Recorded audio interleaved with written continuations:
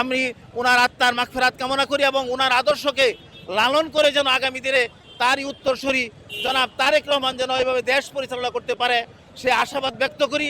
আমি নরসিংদী চায়ন মনোহরদী থেকে এসেছি। আমি দেশনেত্রী বেগম খালেদা জিয়ার জানাজায় অংশগ্রহণ করার জন্য এসেছি। তিনি 3 বারের প্রধানমন্ত্রী, গণতন্ত্রের মা। তিনি যতবারই দেশ শাসন করেছেন বৈষম্য কমিয়ে দিয়েছেন। তিনি দেশের শিক্ষার বিনিময়ে খাদ্য কর্মসূচি দিয়েছেন, শিক্ষা ব্যবস্থার উন্নয়ন করেছেন, দেশ কৃষকের কৃষি ঋণ মওকুফ করেছেন। বাংলাদেশের মানুষের জন্য যত ধরনের দেশে শান্তি শৃঙ্খলা স্থাপনের জন্য যা যা করার দরকার তিনি করেছেন।